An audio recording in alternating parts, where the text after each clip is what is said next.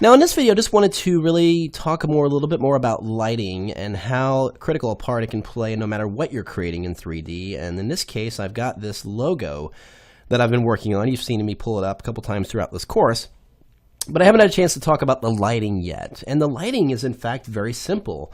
I've only got a few lights involved here, and if you look here in the 3D panel, I've got my, I'm in the light section over here, the fourth tab over, and we've got two lights initially here. We got an infinite light, which is created initially, and I went ahead and used it, and I've also got a point light, and that is what's giving me this massive glare on this orb right here, in this blue shape. You see that little hot spot right there?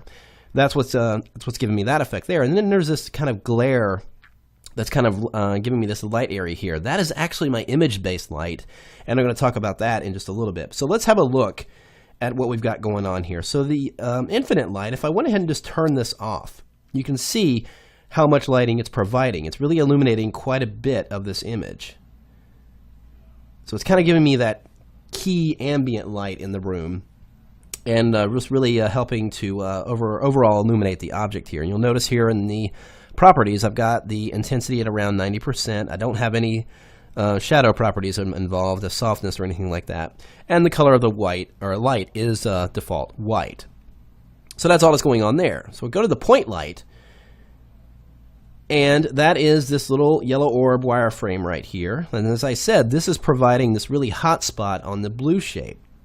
Over here in the properties panel, you can see I've got the intensity bumped up to around 150%. And the color is again set to white, and that's all the properties I've got there. Now the reason I'm getting that little hot spot there is, one reason is the light is placed really close to the subject.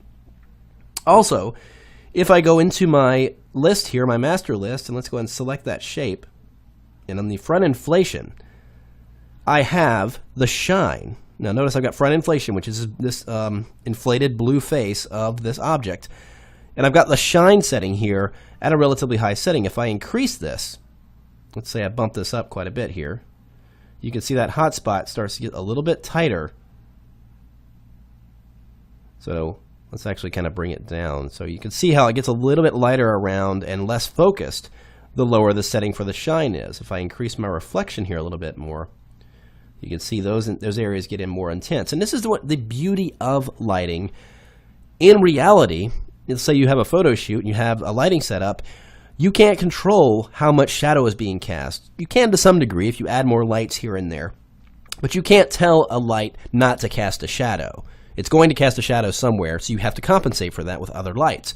In the 3D world like this, you don't necessarily have to have that. You can actually go in there and tell it not to cast a shadow. You can even tell objects themselves not to catch shadows. If I go to the master setting here for this layer, which is layer 2, right here I have these checkboxes for catch shadows and cast shadows.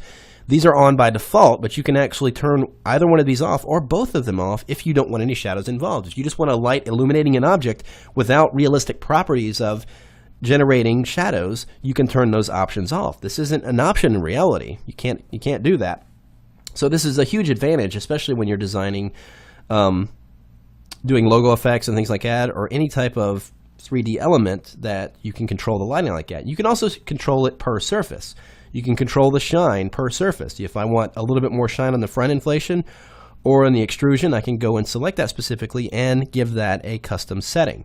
I can even increase the specularity of it. Let's just make that a little bit brighter.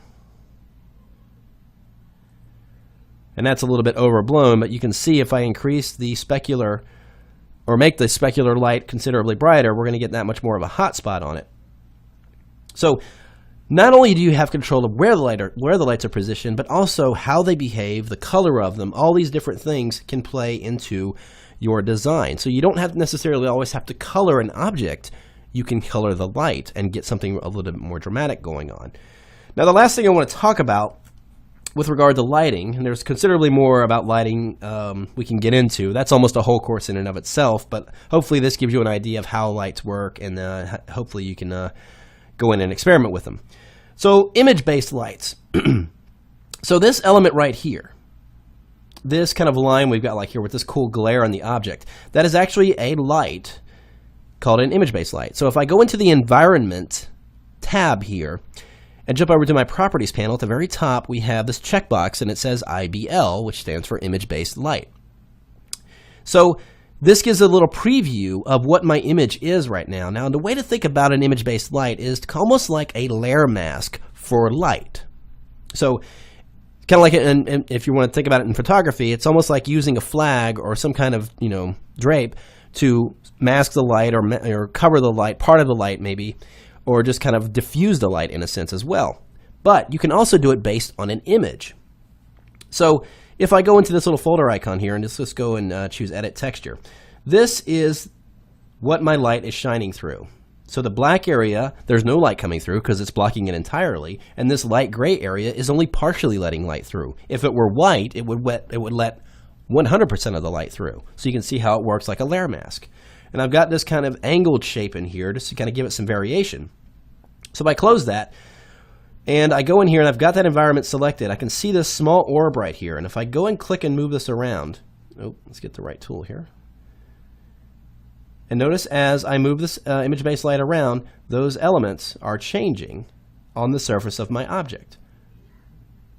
And one way to think about this is if you ever see product shots or even a vehicle shot where you can see the studio lighting kind of reflecting in the subject or on the surface of something like that, and maybe it's like a series of like fluorescent light bulbs that are just kind of distorted in there, this is how you would create that effect. And you can create it, and you can change its angle just by using the 3D tools and maneuvering this around. So again, it could be a graphic element like I'm using here. It can be a photo, any texture file you want to basically shine light through, almost as if it was a filter or a gel even of a light.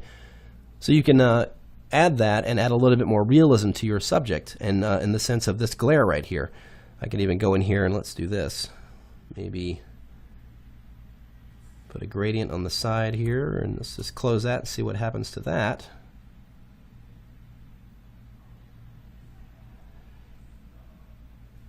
And once again, let's go ahead and move that around. So again, lighting takes a little bit of practice to move it around. So you can see that faded area is kind of coming into the shape there.